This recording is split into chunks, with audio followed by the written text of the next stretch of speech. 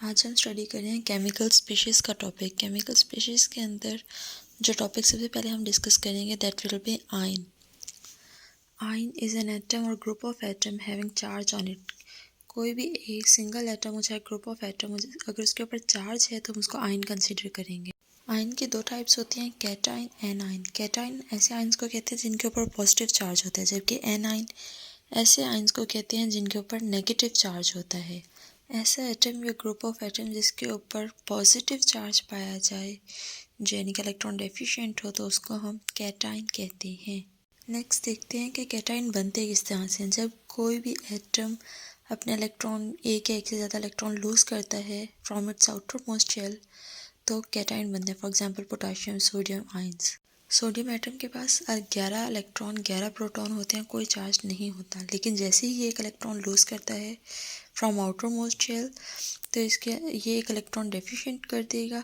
इसके पास 11 proton 10 electron होंगे, positive 1 का चार्ज आएगा। एटम या ग्रुप ऑफ एटम जिसके ऊपर नेगेटिव चार्ज होगा उसको एनायन कहा जाएगा। फॉर एग्जांपल क्लोरीन के पास ऑक्टेट कंप्लीट करने के लिए एक इलेक्ट्रॉन गेन करना पड़ता है। इलेक्ट्रॉन गेन करने से इसके ऊपर -1 का चार्ज शो होगा, इसीलिए क्लोरीन -1 लिखा जाता है। जब कोई एटम एक या एक से ज़्यादा इलेक्ट्रॉन गेन करता है तो उसके ऊपर -1 का चार्ज आता है। फॉर एग्जांपल ऑक्सीजन ने 2 इलेक्ट्रॉन गेन किया, वो -2। क्लोरीन 1 इलेक्ट्रॉन गेन करता है तो -1 का चार्ज आता है। डायग्राम में दिखाया गया है कि क्लोरीन के आउटर मोस्ट शेल में 7 इलेक्ट्रॉन हैं। जैसे ही एक इलेक्ट्रॉन गेन करेगा इसके ऊपर -1 का चार्ज आ जाएगा। इसी तरह से जब कोई मॉलिक्यूल इलेक्ट्रॉन गेन या लूज़ करेगा तो मॉलिक्यूल पर भी कोई ना कोई चार्ज आ जाएगा, और इस तरह से ये मॉलिक्यूल जो है वो मॉलिक्यूलर आयन के अंदर कन्वर्ट हो जाएगा।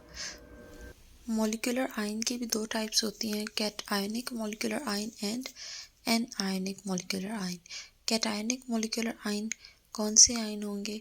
ऐसे मॉलिक्यूलर आयन जिनके ऊपर कैटायनिक पर पॉजिटिव, एनायनिक पर नेगेटिव चार्ज होता है। कैटायनिक ज़्यादा अबेंडेंट होते हैं। मॉलिक्यूलर इलेक्ट्रॉन गेन करके नेगेटिव यानी कि एनायनिक मॉलिक्यूलर आयन बन जाता है।